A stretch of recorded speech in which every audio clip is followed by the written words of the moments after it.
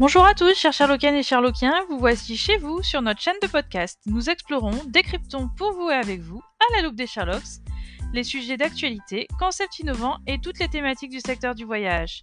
Alors attachez vos ceintures, décollage imminent vers une nouvelle découverte de notre secteur passionnant du travel avec notre invité du jour.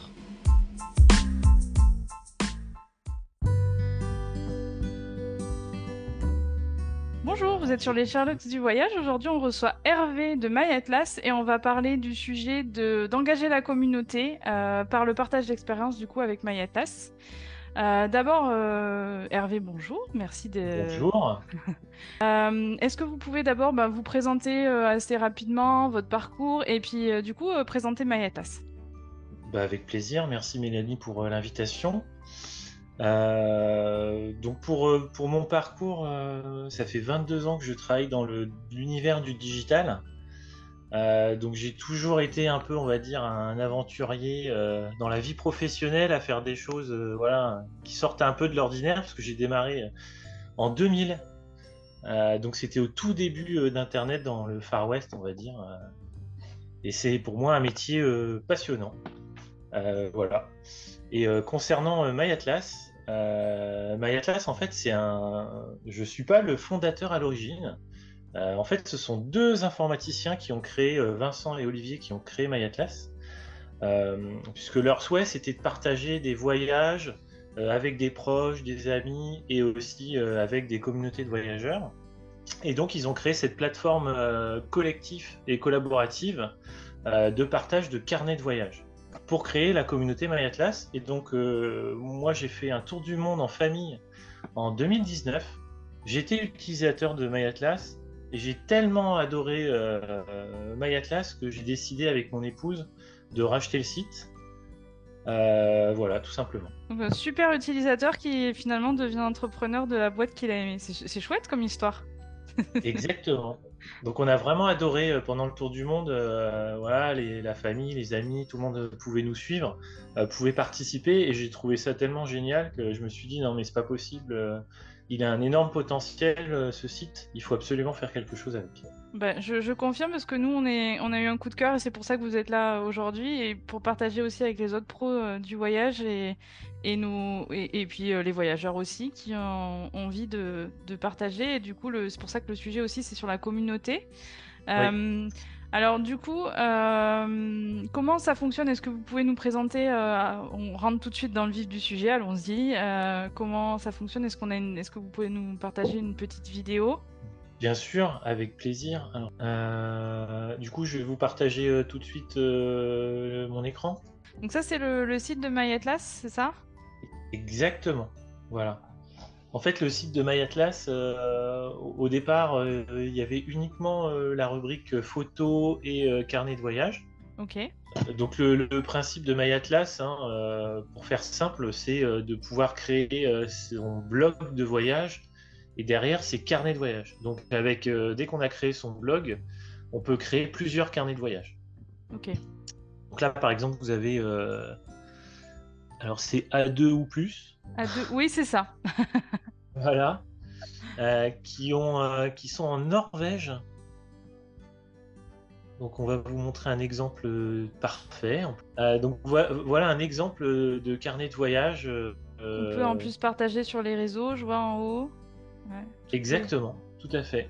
Tout est prévu pour partager, Ok. que ce soit pour la communauté My Atlas, mais aussi sur chacun a soit des pages Facebook ou d'autres sites, Instagram, etc. Voilà, avec des belles photos. Et donc du coup, par rapport au carnet de voyage, est-ce que on peut le faire, on peut le partager quand on est un particulier et quand Oui, on est un pro, comment ça se passe? Est-ce que les deux peuvent partager?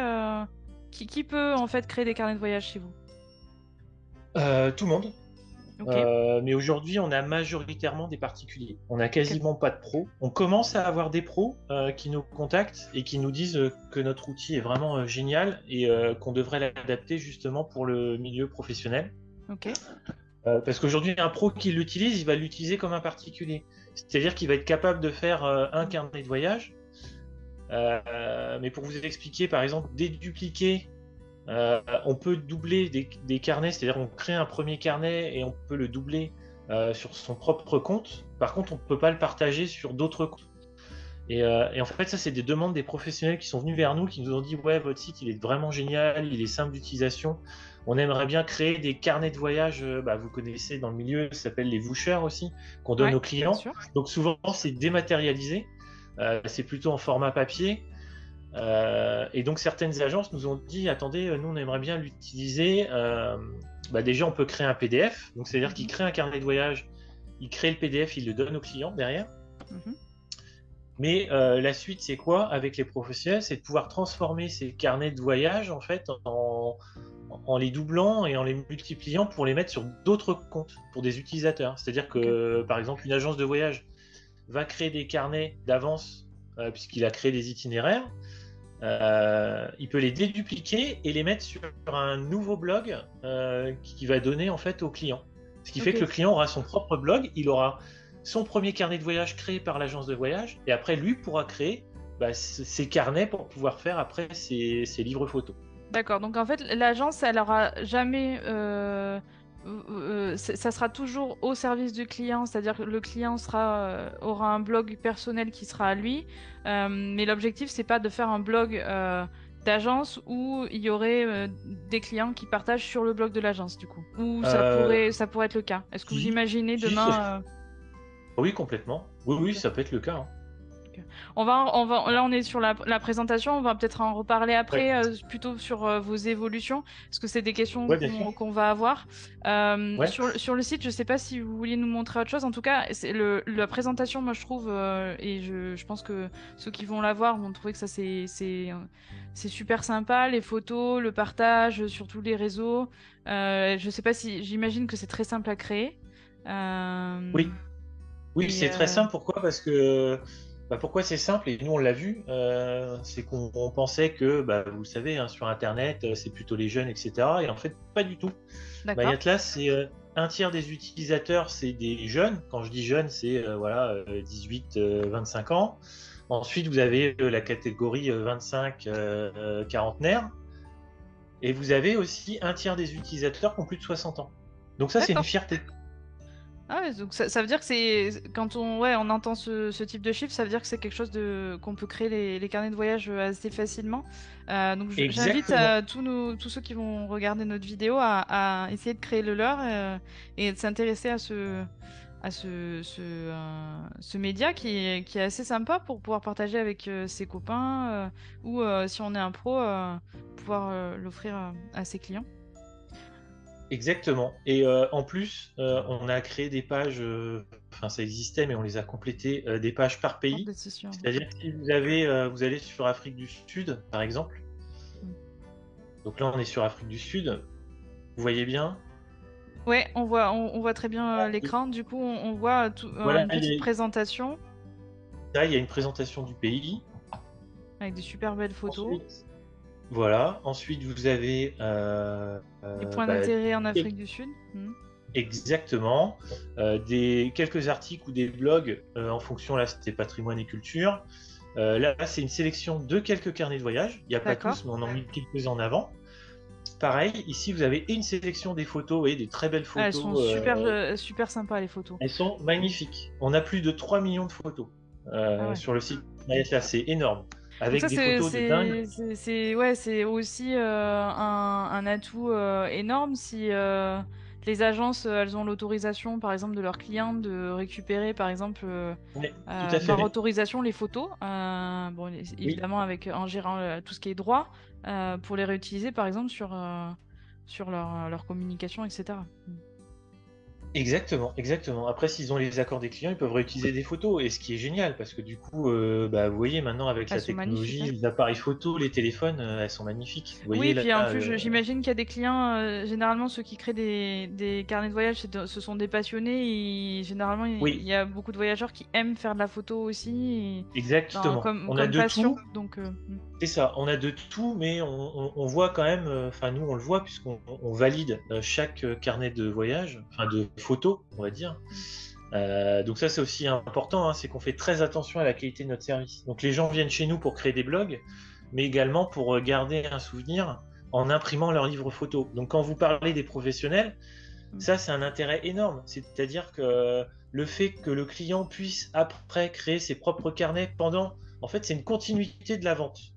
C'est-à-dire que le professionnel a vendu le voyage, il est accompagné, Mhm. mais pendant son voyage, il y a encore des choses qu'on peut leur apporter. Donc le fait de créer un carnet de voyage, il va faire participer peut-être des amis, des proches, la famille. Donc ça Pendant c'est son voyage, génial. voilà, c'est pas Bah forcément oui. en après-voyage ou en Non, avant-voyage. non, parce que l'application, par exemple, aujourd'hui, elle est que sur Android. Malheureusement, on va la développer sur iOS, Mhm. mais vous pouvez télécharger l'application MyAtlas. Vous n'êtes pas obligé d'avoir que sur un ordinateur. D'accord. Et le fait de le télécharger sur votre téléphone, on a créé le module hors connexion. C'est-à-dire que même si vous êtes au fin fond de la Pampa en Amazonie, on est capable de créer son carnet de voyage sur son mobile. Et quand on a une connexion Internet, en fait, tout se remet après sur le cloud. D'accord, ok.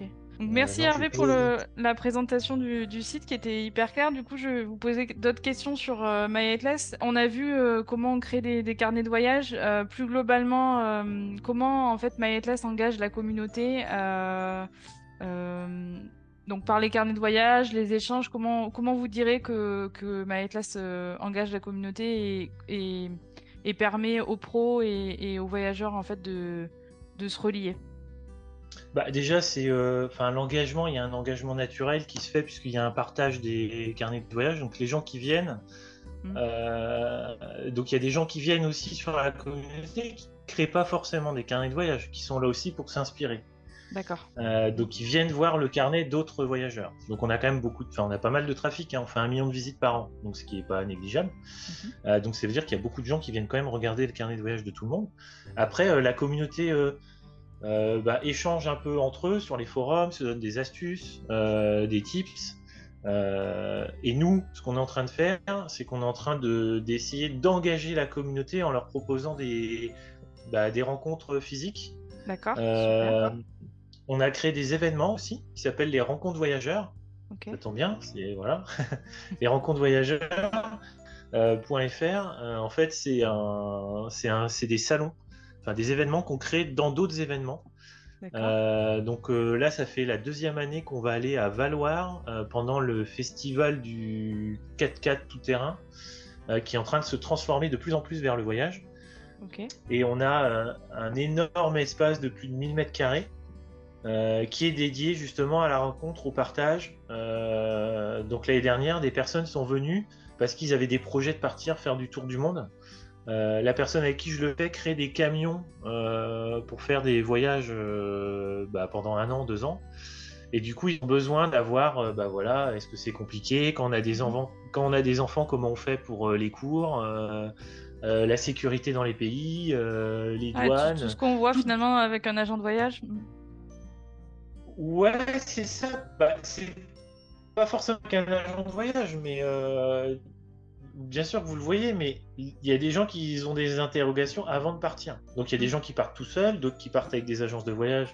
Mais plein de gens ont des questions aussi sur le pays. Est-ce qu'il est sécurisé ou pas? Mhm. Est-ce que si je pars en voyage, je prends une trousse de secours? Qu'est-ce que je mets dans ma trousse de secours? C'est des petits détails. Mais ce qui est intéressant, c'est déjà que la communauté, ce sont les personnes qui viennent créer des carnets de voyage, mais pas uniquement. Il y a aussi des gens qui s'inscrivent dans la communauté pour s'inspirer justement des autres. Et on a plus d'1 million de visites par an, donc ce qui est quand même plutôt pas mal. Ce qui prouve que beaucoup de gens viennent voir les carnets de tout le monde. On a plus de 70 000 carnets de voyage. On a un forum, puisque vous me parlez d'engagement, de communauté, Mhm. etc. Ils partagent des bons plans. Des fois, il y a des questions sur la photographie. Il y a d'autres personnes qui vont répondre sur la photographie. Des gens qui disent ah bah tiens, j'arrive pas à utiliser, j'ai vu un icône ou une fonctionnalité qu'ils savent pas utiliser sur MyAtlas parce qu'il y a plein de fonctionnalités. Mhm. Même nous, on en découvre encore aujourd'hui parce qu'on n'est pas les développeurs d'origine. Donc D'accord. des fois, on a des gens qui nous disent tiens, j'ai réussi à faire ça. On dit mince, comment ils ont fait? Et en fait, il y a plein de fonctionnalités de dingue. On peut mettre des icônes, on peut faire plein de choses, partager des cartes. Et du coup, les gens aussi viennent donner des tips. Il y a des partages de bons plans, un petit peu, mais c'est ce qu'on veut, nous, transformer un peu cette communauté en partage. Le but, très clairement, c'est de créer après des carnets de voyage ou même des bons plans sur chaque pays pour que la communauté dise, voilà, moi je vous conseille, si vous partez je sais pas, en Islande, de prendre, de louer un 4x4 avec l'agence et pas louer une voiture, etc., etc. On est vraiment des bons plans et des tips sur chaque pays. Ok. Est-ce Aussi en France. qu'aujourd'hui, on peut réagir, par exemple, sur un carnet de voyage qui a été créé par quelqu'un Oui, oui, Ok. Donc ça, oui. on a Si on aussi ça au niveau du carnet de voyage. Ok. Si on est abonné au carnet de voyage, on peut interagir avec la personne qui a écrit le carnet de voyage. Donc il y a deux moyens finalement d'interagir au niveau de la communauté, au niveau du carnet de voyage et au niveau du forum, c'est ça? Oui, exactement. Ok, Tout à donc il y a fait. deux Bon, médias, plus ceux dont vous avez parlé précédemment, les réunions physiques où on peut vraiment rencontrer des gens qui font partie de la même communauté.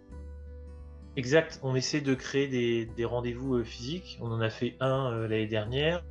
On a créé un salon, enfin un événement qui s'appelle les rencontresvoyageurs.fr, D'accord? qui permet aussi de se rencontrer. C'est des rencontres qui sont un peu plus pour ceux qui veulent partir longtemps, plusieurs D'accord. mois. Mhm. Parce qu'ils ont besoin de conseils, c'est pas forcément évident. En plus, si on a des enfants, comment on fait les cours, est-ce que c'est facile, on les déscolarise ou pas? Enfin, plein de petites choses comme ça où on a besoin d'informations pour partir. Et c'est pas forcément des choses qu'on va demander tout de suite à une agence de voyage. C'est bien aussi d'avoir l'information en amont. Et après, si on va vers une agence de voyage, de poser plus des questions sur le voyage, les itinéraires, etc. Parce qu'on a déjà eu des idées. Donc l'idée Ok. aussi, c'est de l'inspirationnel. C'est que les gens viennent, disent tiens, j'ai vu tel ou tel parcours. Est-ce que l'agence de voyage peut me proposer aussi ce parcours-là? Donc en fait, ouais, c'est en amont voyage aussi se renseigner. Est-ce que donc on a parlé tout à l'heure du fait que finalement vos cibles clients sont à la fois le B2C et le B2B au niveau des agences pour le compte de leurs clients. Euh, Quel est aujourd'hui et quel est enfin du coup on se demande au niveau de finalement de vos clients, est-ce que on a des voyageurs qui finalement vont passer par une agence de voyage ou est-ce qu'on est plutôt sur un modèle où on a des voyageurs solo, c'est quelque chose qui se développe, qui font du do it yourself et qui feront pas appel à des agences demain et du coup comment selon vous cette tendance-là de fédérer la communauté, une agence, j'imagine, a tout intérêt aujourd'hui à fédérer sa propre communauté en utilisant les nouveaux outils qu'utilisent les voyageurs comme MyAtlas. Comment vous voyez les choses par rapport au positionnement que pourraient avoir vos clients agences pour s'emparer en fait du sujet de l'engagement de la communauté face aux voyageurs qui justement aiment bien aussi ce côté un peu pas forcément formel et plutôt informel de partage entre eux des bons plans. Ce qui se fait aussi avec les Bah, avis hein. En soi, aujourd'hui, c'est une grande tendance de partager avec ses oui, pairs des les infos. avis. C'est ça. Ouais. L'avantage pour les agences, et c'est ce qu'on va développer de plus en plus, c'est ce que je vous ai dit tout à l'heure, vous l'avez dit, c'est pertinent, c'est de dire comment une agence peut engager des visiteurs, des futurs clients. C'est en proposant justement des carnets de voyage des clients qui sont déjà partis grâce à eux. Et en fait, là, l'approche, elle est complètement différente parce que c'est pas uniquement, comme vous avez dit, des avis où on a 3-4 lignes en disant ouais, c'est super, l'agence, elle est sympa. Non, là, vous avez le vécu, vous avez le vrai ressenti, vous avez peut-être des photos, des vidéos, des personnes qui sont parties avec telle agence. Donc les agences, oui, ils ont un intérêt de créer après leur propre communauté et de récupérer en fait les carnets de voyage et de les mettre sur leur site et de les partager à des clients ou des futurs clients en leur disant regardez, je vous propose tel voyage, je restais sur l'Islande, et regardez, il y a Monsieur Dupont qui est parti en Islande avec nous, regardez ce qu'il a fait. Et Monsieur Dupont, il a créé son carnet de voyage avec son ressenti, ce qu'il a visité, etc. Donc je pense que ça, c'est un vrai plus. Pour moi, Ouais, c'est c'est une la... autre approche du coup de comment on approche le client en présentant ce qui a déjà été fait et ce qu'on apporte en plus, quoi. Mais il n'y a rien de mieux, en fait. C'est comme aujourd'hui, on n'arrête pas de parler des influenceurs qui testent des produits, qui testent des choses, et on voit que ça cartonne auprès des jeunes parce que, même si des fois c'est pas toujours vrai, c'est une marque qui va sponsoriser un produit directement.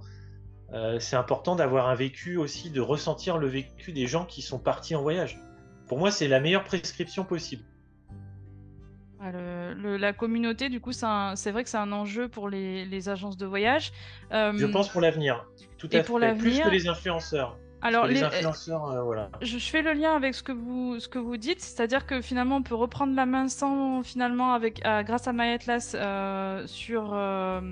sur ces voyageurs et sur qu'est-ce qu'on a pu leur apporter et le partage de créer sa communauté au sein de sa propre agence de voyage avec ses voyageurs à soi finalement et sa cible client. Euh, Moi, ce que je me dis, c'est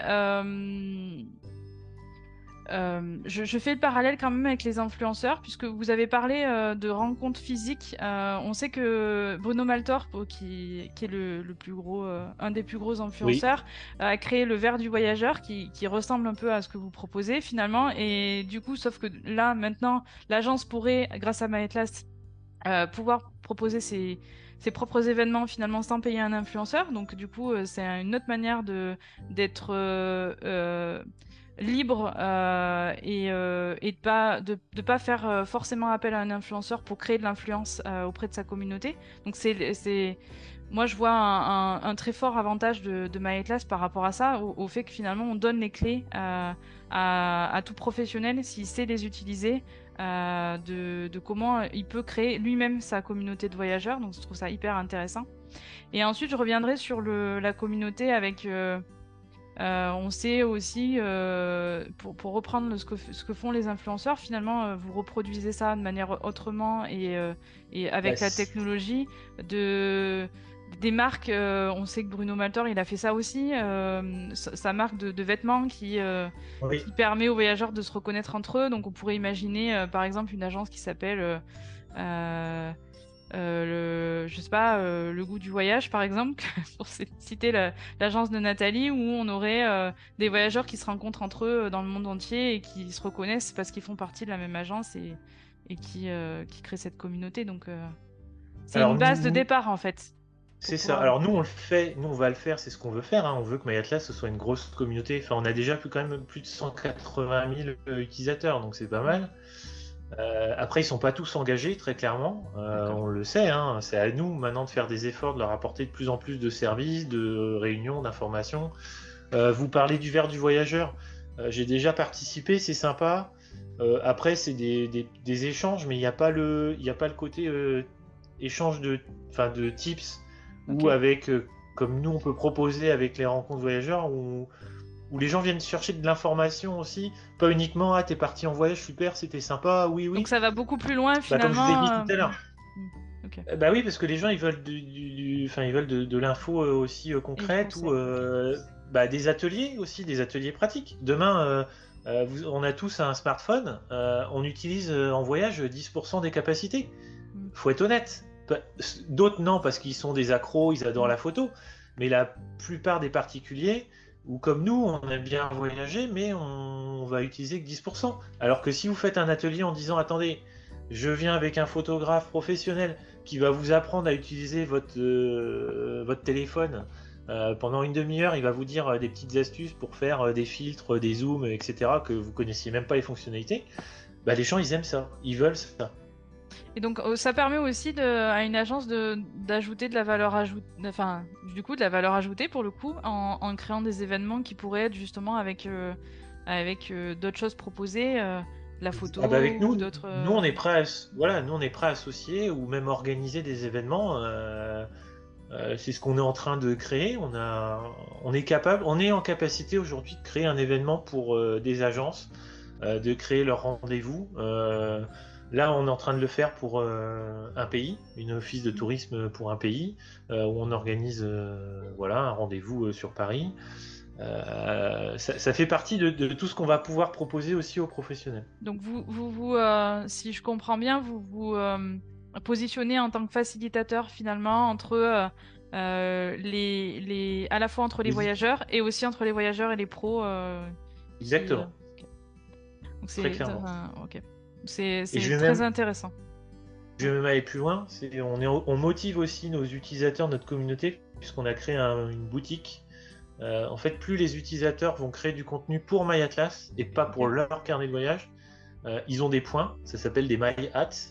Ok. Et avec ces MyHats, ils peuvent acheter des goodies, avoir des réductions sur les livres photos, et j'irai jusqu'à faire gagner des voyages. On s'aperçoit que finalement, si les agences, elles y vont pas, elles engagent pas la communauté, elles vont peut-être passer à côté de quelque chose. Qu'est-ce qui pour vous fait la différence dans l'engouement que peuvent avoir les voyageurs à échanger des informations entre eux sans forcément tout de suite penser à aller voir forcément tout de suite un pro et plutôt échanger avec leur père. La liberté, l'authenticité, le fait qu'il n'y ait pas de le fait d'être acteur de son voyage, quels sont pour vous les leviers qui font qu'aujourd'hui c'est quelque chose qui est plutôt plébiscité par les voyageurs? Pour moi, tout à l'heure, pour rebondir sur votre question et sur ce que vous m'avez dit avant, nous on le voit sur notre communauté, il n'y a pas de, c'est pas tous les utilisateurs ne passent pas par des agences de voyage, Ok. loin de là.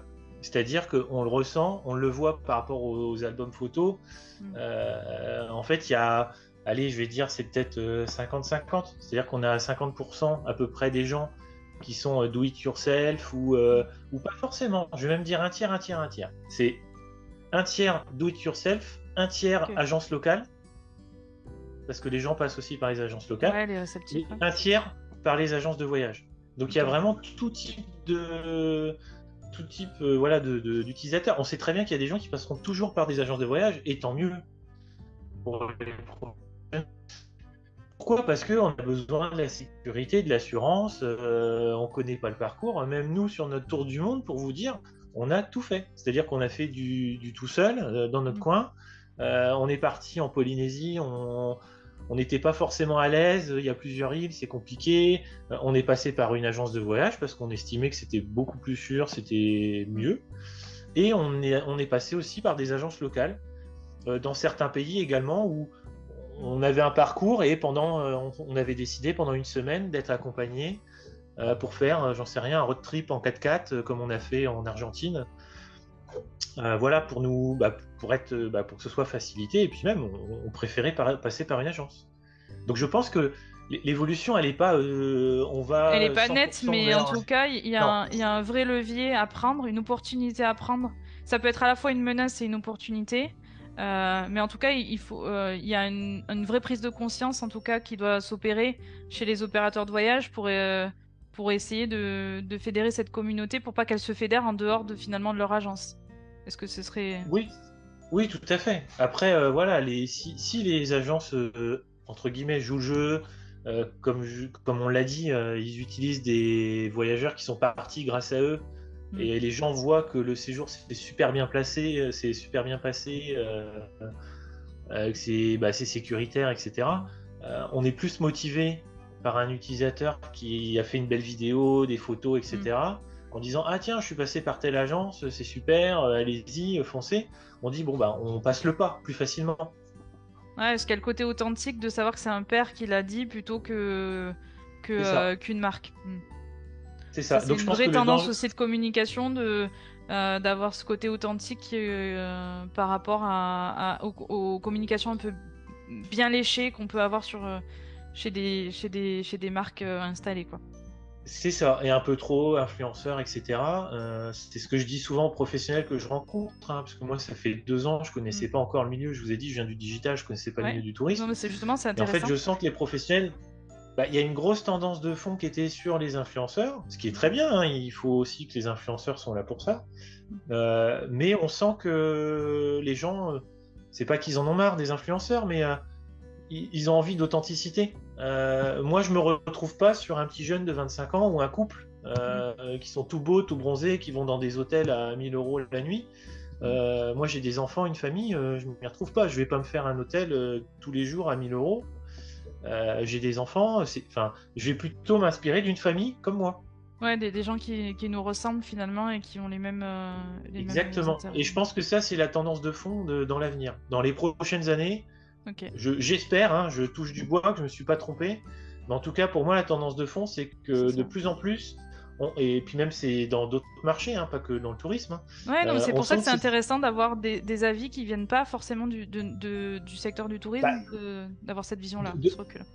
on le sent, hein, c'est les utilisateurs qui commencent à prendre de plus en plus le pouvoir Pouvoir. sur les marques, ou sur le voyage, ou etc. Donc autant l'utiliser pour ses propres, ses propres clients, etc. Donc C'est une tout un intérêt. opportunité du coup à saisir. Donc ceux qui nous regardent et qui sont pros du voyage, ben, il va falloir s'y mettre parce que sinon vous allez passer à côté de ce sujet. Et pour les voyageurs, ben, vous pouvez aller sur My Atlas pour prendre des informations. Euh, on a parlé un peu de l'évolution de vos services. Comment vous voyez l'avenir du coup de l'engagement de la communauté? Est-ce que ouais, comment vous voyez les tendances? Finalement, on a parlé des tendances de communication. Donc pour vous, c'est les voyageurs qui vont prendre le pouvoir. Et Oui, et même les voyageurs vont prendre le pouvoir sur My Atlas, c'est mon ok, souhait. ok, d'accord. C'est-à-dire que c'est eux qui vont apporter du contenu, comme je vous ai dit. Ouais. C'est eux qui vont apporter le contenu sur les pays, les tips, où il faut aller, les routes, les itinéraires, etc., etc. Est-ce que vous avez un message particulier à faire passer aux pros du voyage par rapport à votre offre? Enfin, le message que que je peux faire passer à la communauté et aux professionnels du tourisme, c'est que aujourd'hui, nous, notre positionnement, il est très clairement, voilà, ce que je viens de dire il y a même pas une minute. Je pense que voilà, les utilisateurs vont prendre le pouvoir et il faut l'utiliser. Ok. Et c'est ce qu'on est en train de créer. Demain, on a des, enfin, c'est pas demain, on a des marques. On a eu par exemple une marque de vêtements Mm. qui a sponsorisé une personne qui s'appelle Didier, qui est parti 3 mois en solo dans les Alpes. Il n'est pas connu, personne ne le connaît, c'est pas un Bruno Maltor. Ouais. Sauf que nous, on l'a mis en avant, et comme on a plus de 170 000 personnes, 1 Mm. million de visites, bah, du coup, lui, il n'est pas connu, mais nous, on a une force de frappe qui est très importante. Donc, du coup, on met en avant des personnes pas connues, mais qui font des trucs sympas. Et du coup, ça aide les marques. Ok. Et c'est ce qu'on veut créer, proposer, pourquoi pas demain, et c'est ce qu'on fait dans notre offre, c'est de dire, bah tenez, vous n'avez pas un influenceur, par contre, vous avez quelqu'un qui fait des images de dingue, qui fait des vidéos de dingue, qui écrit super bien. Ok, il n'a pas 10 000, 100 000 followers. Par contre, nous, on va le mettre en avant et on va faire un plan de com par rapport à vous, votre destination, votre agence de voyage, un pays, une destination, pour le mettre en avant. Et ça, pour moi, c'est l'avenir de la communication. C'est-à-dire prendre un monsieur tout le monde, de le mettre en avant, de mettre une grosse force marketing, et les gens vont se sentir proches en fait de ces gens-là. Comme je vous ai dit, moi je vais être plus proche d'une famille. Je me suis inspiré pour le tour du monde avec ma femme, des gens Des qui gens avaient comme vous. le même, bah ouais, et qui avaient des enfants comme nous, à peu près du même âge. Mm. Et je vais pas dire on a copié, mais oui, on a été voir ce qu'ils ont fait, parce qu'on se dit, ah tiens, ça c'est bien pour les enfants, c'est adapté. C'était 10 fois plus simple, comme je vous ai dit, d'aller voir des gens qui ont 25 ans et qui vont pas faire la même chose, qui vont faire du parapente. Moi, je peux pas faire du parapente avec mes enfants qui avaient 6 ans, quoi. Enfin, c'est un exemple, mais c'est ça. Alors, c'est clairement innovant. Merci Hervé pour le partage. Mais de Franchement, rien. c'est super innovant ce que vous faites. Moi, j'adore et je pense qu'en effet, on est dans quelque chose qui. Je suis pas sûre que tout le monde ait conscience de ce qui est en train de se passer au niveau de la prise de pouvoir des clients et des voyageurs sur ce qu'ils ont envie de faire. Eh ben, merci à vous aussi, et Et à à une bientôt. prochaine fois. Au revoir. Au revoir, à bientôt.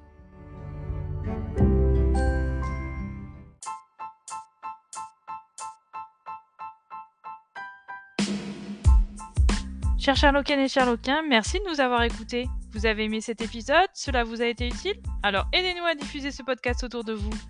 Comment?